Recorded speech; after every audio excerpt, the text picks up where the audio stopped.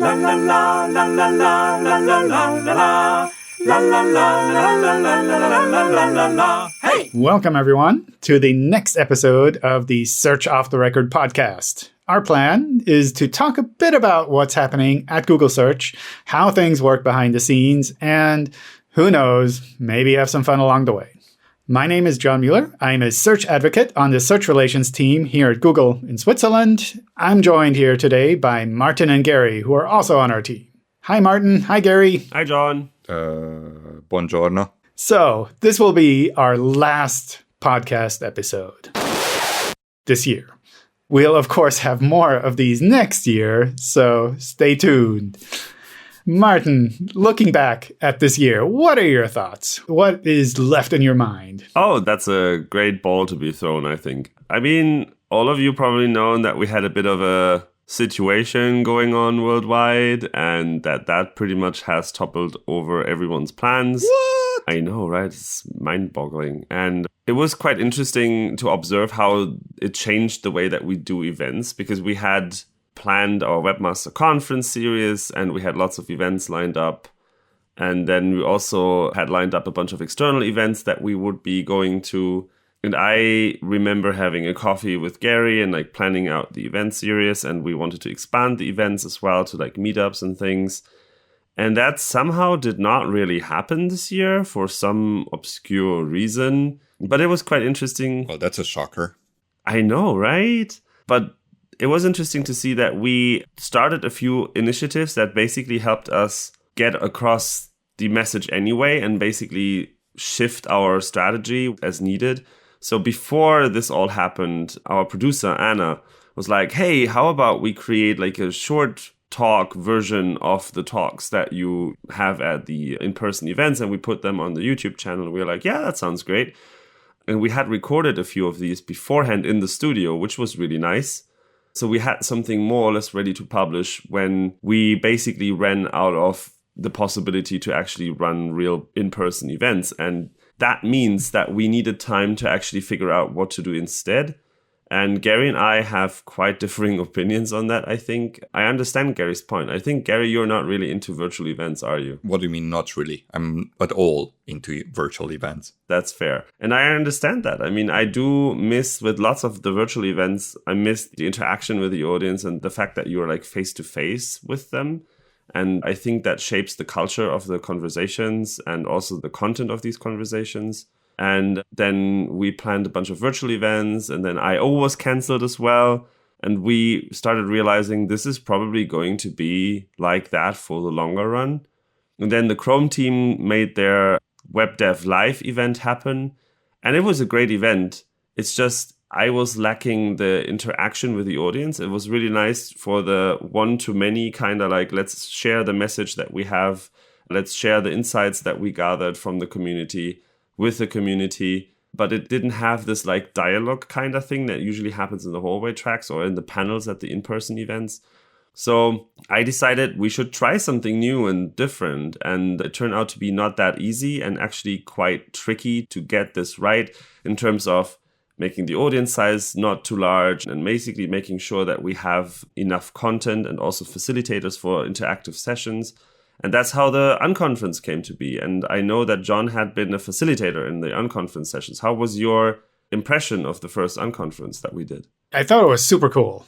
I think one of the things in the beginning I was a bit afraid of is that it would get kind of awkward. Like everyone is in the virtual meeting and it's like nobody's really speaking, but none of that happened. Woohoo. That was pretty cool. The thing I really enjoyed is all of the interactions there, kind of being able to hear from a broader group of people that normally aren't in kind of the other events that I do, like the office hours, like the totally different set of people there from all around the world. So that was pretty cool. I think the one aspect that was kind of tricky from my side, kind of looking at it as a lead of the group, is the size of the event. It would have been nice to do something really large. But at the same time, this is the kind of event that you can't do really large. Like you can't do a video call with 100 people and expect everyone to be kind of open and speak about their opinions during one session, because otherwise that session will be like super long and kind of super weird as well. It's like, so who else wants to introduce themselves? And it's like, oh, number 97, you haven't said anything.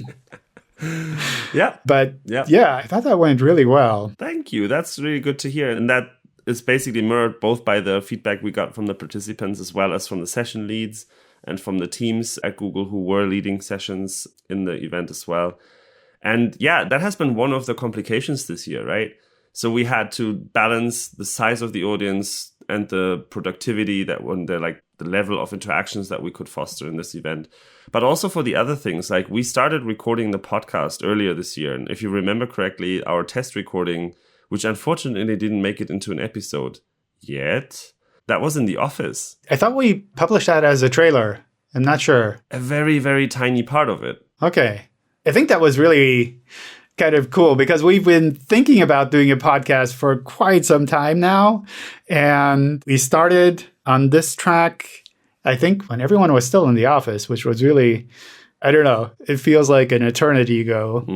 And yeah, it's been really fun doing all of these podcasts. I mean, it was definitely in the office because I remember that in January when we were writing down our plans, what should we do this year, then podcast was one of the items. Yeah.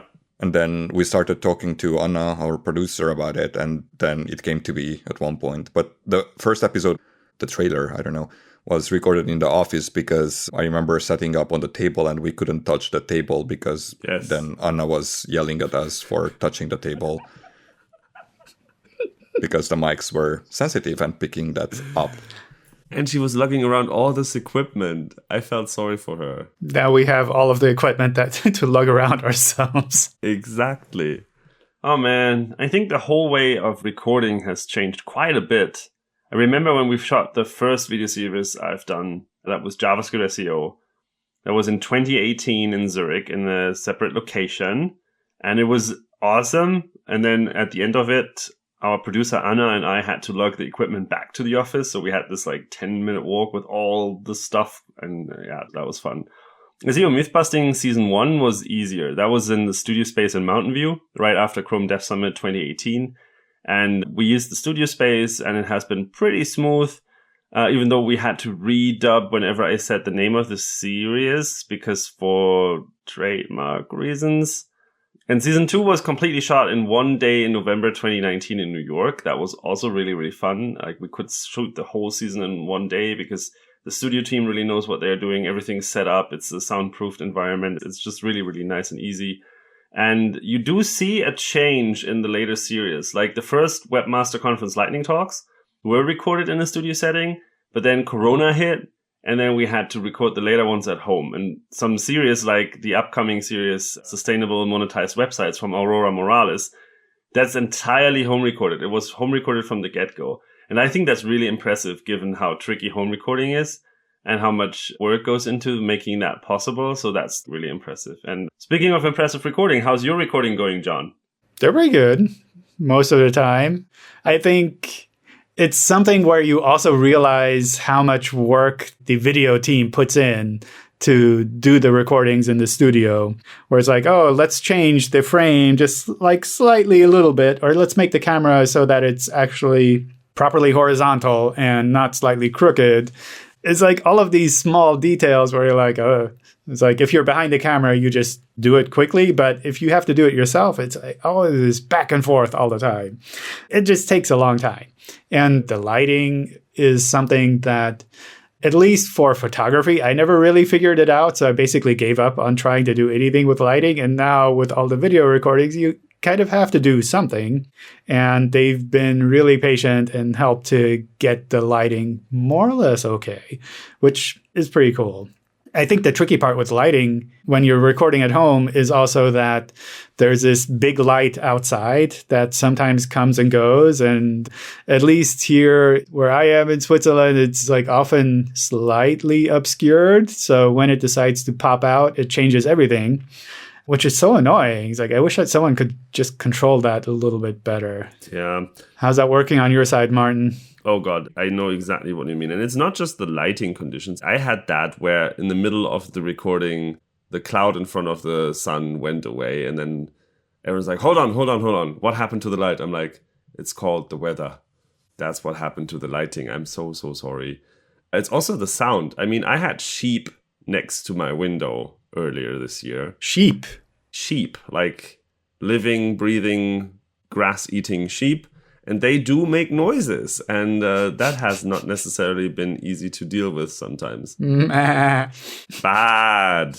noise. Also, I wish that our audience could see Gary in his lair. It's like a floating head because he wears a black t-shirt and then is in front of a black background. It's amazing. True story. So how's the lighting for you, Gary? I don't have lighting. That's the beauty of it. I don't record videos at all, so I don't have to care about lighting. I'm actually working really hard to not have lighting. Wow, at least you don't have to worry about the sun in that case. The sun? I don't... No such thing in Gary country. I don't know what you're talking about. I haven't seen the sun for a year. Oh, man. Yeah, I don't know. Like, being stuck at home is kind of annoying, but... Tell me about it. I guess we'll have to get used to it at some point. One of these years, right? I mean, I'm already used to it. I'm just sitting in my chair, sometimes going to the kitchen and cook something, and sometimes recording podcasts. And occasionally I also do some work because I was told I have to. But yeah. I miss you all. So how's your blog coming along? Did you end up getting any of that set up? Well, as you by now know, we had a relatively big project, which was basically consolidating our documentation under one site, essentially. And I was doing lots of scripting and also programming for that, which meant that I had to refocus my attention, essentially. And I had to work on that. But now that I have more time because, holiday season and we can't launch anything anyway, now I'm actually doing more stuff around the blog. Plus, we had another good idea with Lizzie, our tech writer, which we might try. That would be fun. But I'm not saying anything about it. I don't want to jinx it. You don't want to pre-announce what you have planned? Exactly. Okay. We're waiting for the Gary update. You probably shouldn't have said that. You definitely shouldn't have said that. La la la la la la la la la la la. Hey! So what was your kind of favorite thing with all of the changes this year, Gary? Nothing. Nothing? Come on, there must be something. What about this podcast? Is this any good? Okay, so podcasts I actually like. I really like that you have more flexibility than with videos, for example. I really don't want to get into setting up lighting and focus and high-end camera for recording stuff. And it will not be most likely the quality that you can achieve in a studio, for example. So I just don't see the point of that.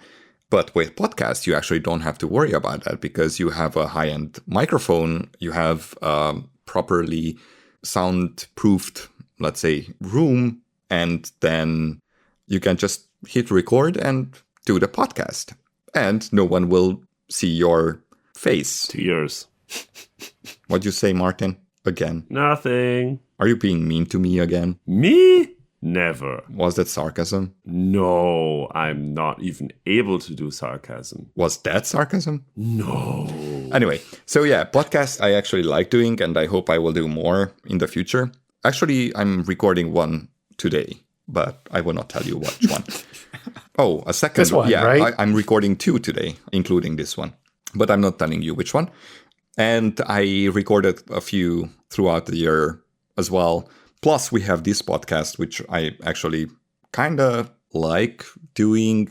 It's fine, I guess. Fine? Yeah. I mean, it's okay, right? How dare you? I mean, we have Martin sometimes, but otherwise it's fine. It's fine with all of the people joining. I really like it. It's lots of fun. No, he's got a point. Terrible when I'm involved. No. Wow. Okay, finally. And I really hope that we are going to continue with this and we release more and more of these podcasts and that we will have more guests on the podcast because that always spices things up a little at least and brings in different perspectives. So yeah, podcasts are really cool. And we have good feedback for these podcasts, I think. I know that Anna, our producer, is always on Twitter and watching for comments about the podcast. And for example, one of the early feedbacks was that we don't have a transcript. And then Anna made that happen. And now we have transcripts.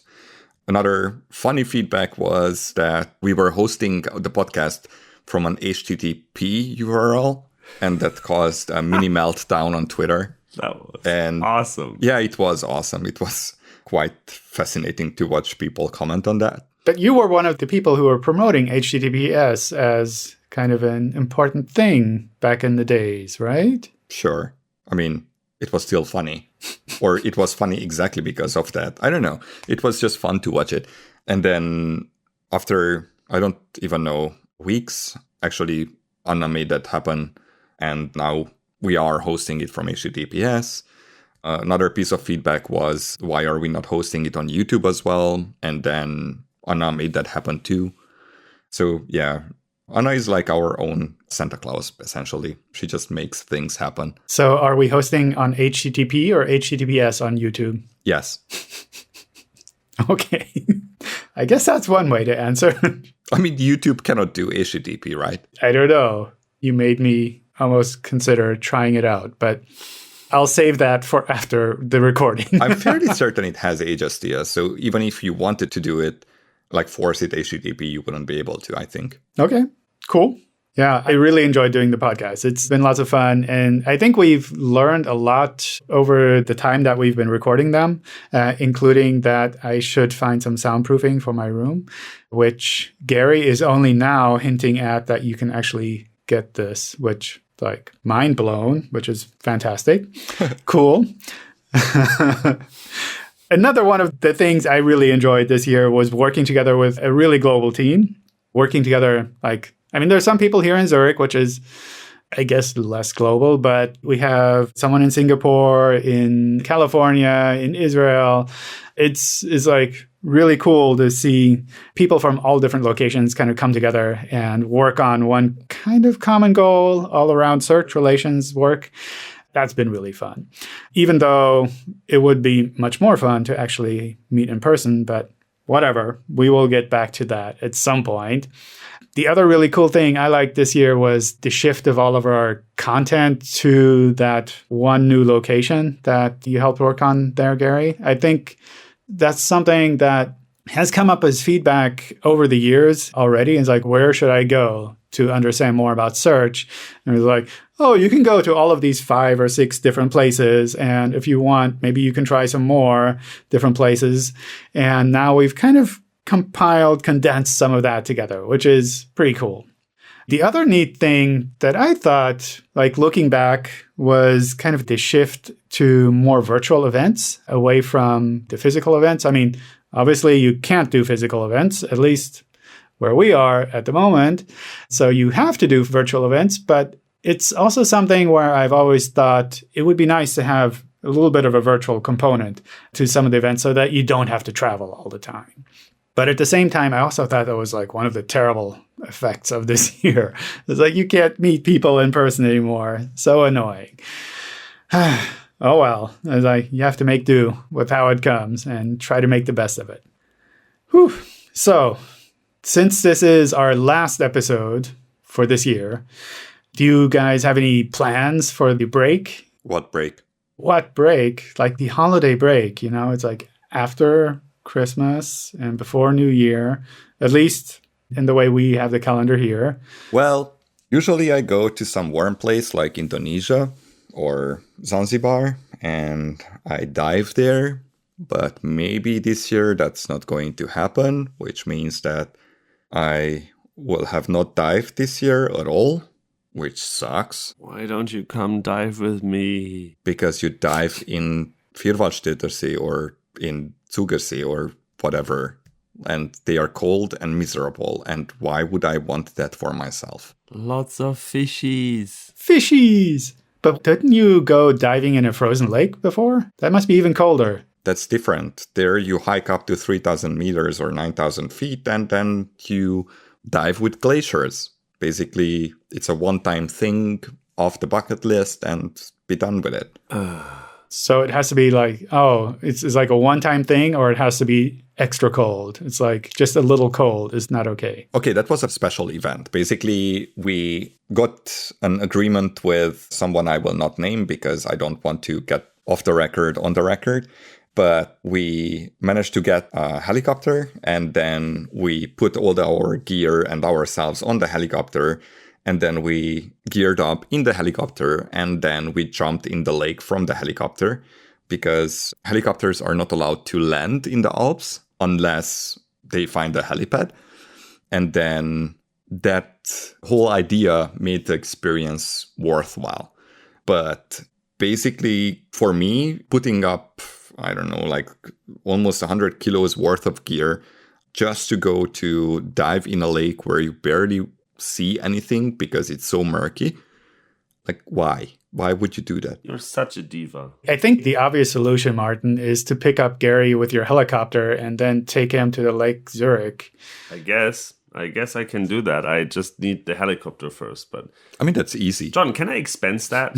I think we should kind of move away from the diving track.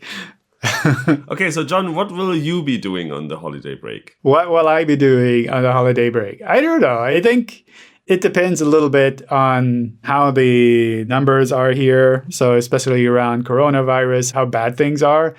I don't know. As we're recording it, it's like, who knows? Things go up, things go down, everything stays weird. If it's kind of okay, maybe we'll go, I don't know, in Switzerland to someplace in the mountains. Maybe we can go skiing. Who knows? We'll see. If not, I don't know. No big plans. I've been messing around with a lot of electronics recently, so maybe I'll just tinker on some weird electronic circuits so that I have a big mute button or something weird, which is super useful nowadays.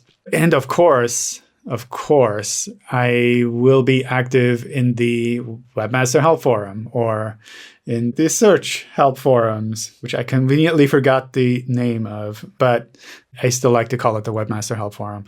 I don't know, it's just been tradition that I've posted there on some of the holiday days to kind of help some of the folks out there that are posting there and asking questions in the forum as well. So I plan to do that again. I think that's always fun. That sounds exciting. While we are on exciting things, what's happening next year? Do you have any stuff that we want to discuss for what's happening next year? Sure. I mean, next year we have tons of really big plans, and they're all super top secret. We do? I can't tell you. I mean, I can tell you, but I can't tell you, the audience. Wait, that's weird.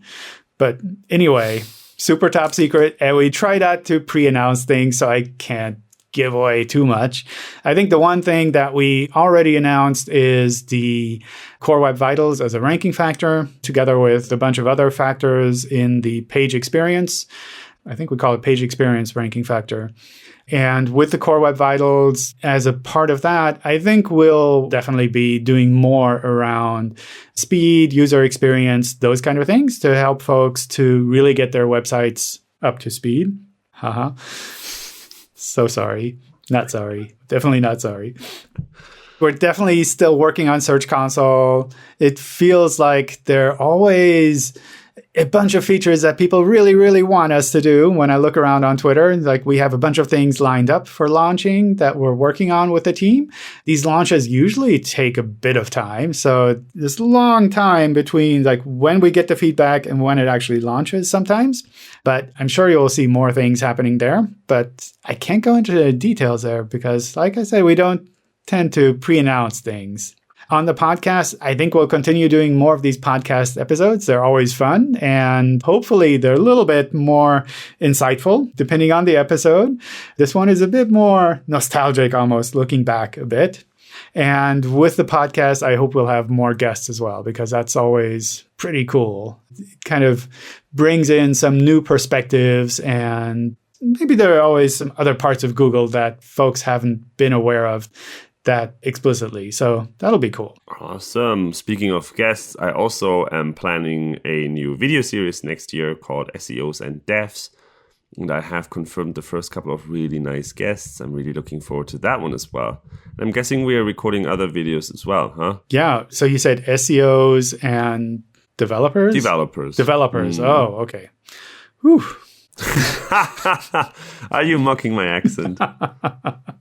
No, never. Cool. Yeah. I think we'll have a lot more video content over the course of the year, because it's like, if you can't do things in person, at least you can do some video stuff sometimes.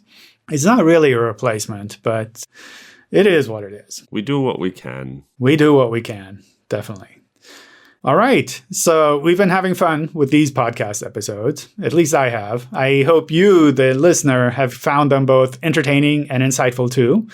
And regardless, let us know how you're liking these, and if they're topics that we could be including in one of the future episodes.